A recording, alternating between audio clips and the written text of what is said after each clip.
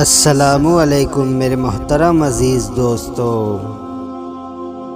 آج ہم آپ کے سامنے پیش کرنے جا رہے ہیں اللہ پر بھروسے کی ایک ایسی کہانی جو نہ صرف ہمارا ایمان تازہ کر دیں گی بلکہ ہمیں ایسی حقیقت سے بھی روشن کر دیں گی کہ اللہ پہ کامل یقین کیسے انسان کو غریب سے امیر اور فقیر سے بادشاہ بنا سکتا ہے۔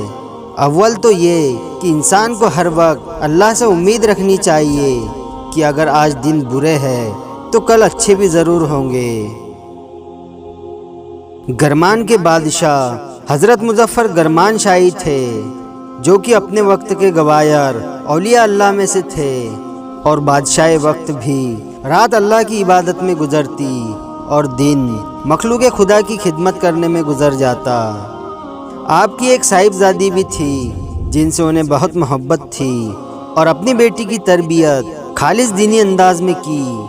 صبر، تقوی، عبادت یہ اعلی صفات اس میں موجود تھی۔ جب بیٹی جوان ہو گئی تو آپ کو اس کی شادی کی فکر پڑ گئی۔ شہزادی کے لیے بڑے بڑے اونچے رشتے آنے لگے، مگر آپ نے کیونکہ اللہ سے لو لگا رکھی تھی تو آپ کی تمنا تھی کہ میں وہ لڑکا تلاش کروں جو زاہد و عابد ہو۔ فکر تو اکثر والدین کو بوڑھا کر دیتی ہے۔ یہ فکر صرف ایک گھرانے کی نہیں بلکہ یہ آج کی بھی فکر ہے، اور آج بھی اکثر والدین اس فکر سے کافی پریشان ہیں۔ اس فکر میں بادشاہ بھی بہت پریشان تھے کہ کہاں سے لاؤں وہ نیک اور پرہیزگار لڑکا۔ اس کی تلاش کے لیے آپ راتوں کو مسجدوں کے چکر لگاتے۔ کون زیادہ عبادت کرتا ہے، کیونکہ دنیا کے میلے سے آپ نا امید سے ہو گئے تھے۔ ایک رات آپ شہر سے باہر ایک ویران مسجد میں پہنچے تو آپ نے دیکھا کہ ایک نوجوان عبادت میں مصروف ہے اور اس کے وجود پر کپکپی طاری ہے، آنکھیں آنسو سے تر ہے۔ آپ کافی دیر اسے دیکھتے رہے کہ یہ نوجوان کب نماز سے فارغ ہو اور اس سے کوئی بات چیت کی جا سکے۔ آپ نے ابتدا میں نماز کا انتظار کیا۔ وہ نوجوان جب نماز سے فارغ ہوا تو بادشاہ نے اس کا حال احوال پوچھا۔ یہ ایک غریب مسکین بندہ تھا، چہرے سے نور ہی نور چھلک رہا تھا، لیکن زبان اللہ کی تسبیح سے تر تھی۔ کہنے لگا، غریب ہو، ایک کمرہ ہے، وہ بھی آدھا گر چکا ہے، آدھا باقی ہے، مالی حالات بھی کچھ اچھے نہیں ہے، بس اللہ کا آسرا ہے۔ آپ نے پوچھا، شادی ہو گئی ہے؟ نوجوان کہنے لگا، ایسے غریب کو کون رشتہ دے گا جس کے پاس نہ تو ٹھیک سے گھر ہے اور نہ ٹھیک سے رہنے کا ٹھکانہ۔ آپ نے فرمایا، اگر گرمان کے بادشاہ کے بیٹی سے تمہارا رشتہ ہو جائے تو؟ وہ نوجوان مسکرا کر کہنے لگا، بابا غریبوں سے مذاق نہیں کرتے، جاؤ جا کر اپنا کام کرو۔ بادشاہ مجھ غریب کو کیوں بیٹی دینے لگا؟ کیا بادشاہ کے دربار میں سارے مرد مر چکے ہیں جو بادشاہ وقت مجھ غریب مسکین کو اپنی شہزادی دیں گا؟ آپ برائے مہربانی جائیے اور کسی اور سے ایسا مذاق کرے۔ آپ نے اپنی انگوٹھی نکالی اور اسے دیتے ہوئے کہا، مجھ سے وعدہ کرو، کل تم بادشاہ گرمان کے دربار میں ضرور ملو گے۔ اگر دربان روکے تو اسے یہ انگوٹھی دکھانا، وہ تمہیں مجھ تک پہنچا دے گا۔ صبح وعدے کے مطابق وہ نوجوان دربار میں پہنچا، دربان کو انگوٹھی دکھائی، دربان اسے بادشاہ تک لے گیا۔ وہ نوجوان یہ دیکھ کر حیران رہ گیا کہ رات والا بوڑھا وہ بادشاہ سلامت ہے۔ نوجوان پہلے تو اپنی رات والی بات پر شرمندہ تھا اور دل ہی دل میں کہا، مجھے بادشاہ وقت کے ساتھ ایسی بات نہیں کرنی چاہیے تھی۔ بادشاہ نے نوجوان کی آنکھوں میں شرمندگی دیکھی تو اس سے کہا، پریشان مت ہو، تمہاری کسی بات سے خفا نہیں ہو، بلکہ میں تو خوش ہوں کیونکہ اللہ نے مجھے تم جیسا داماد دیا ہے۔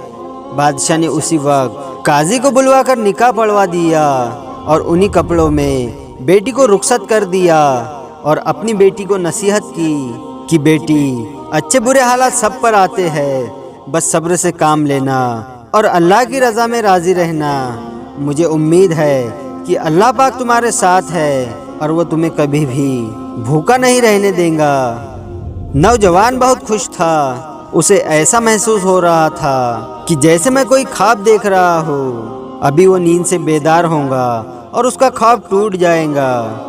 शहजादी ने आगे बढ़कर नौजवान को खुशामदीद कहा और कहा कि अब मैं आपके घर रहूंगी, चाहे जैसा भी आपका घर हो। अब मैं अपने अब्बा बादशाह हुजूर के यहाँ ज़्यादा देर नहीं रुकूंगी। वो नौजवान अपनी बीवी को लेकर अपने घर पहुंचा।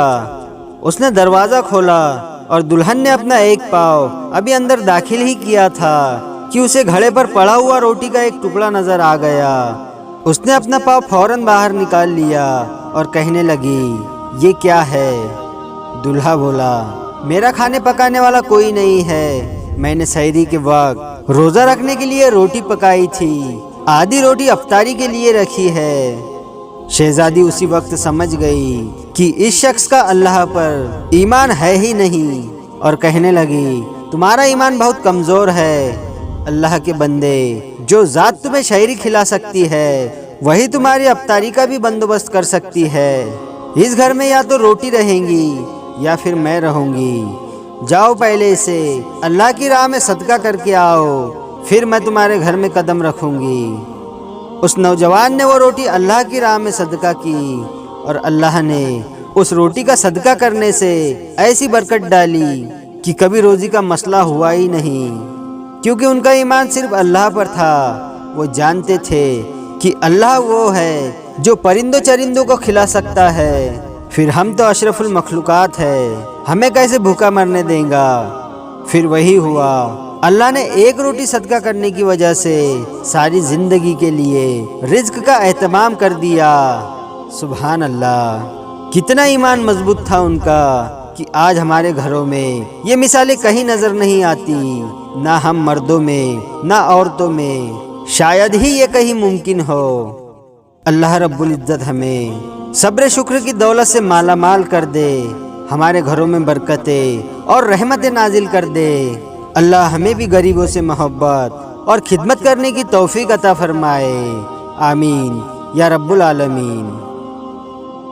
वीडियो पसंद आया हो तो लाइक और शेयर ज़रूर करें, और आपने अभी तक हमारे चैनल को सब्सक्राइब नहीं किया है तो उसे भी सब्सक्राइब ज़रूर कर दे और साथ में बेल आइकन दबा दे, ताकि हर आने वाली नई वीडियो की नोटिफिकेशन आप तक पहुंचती रहे।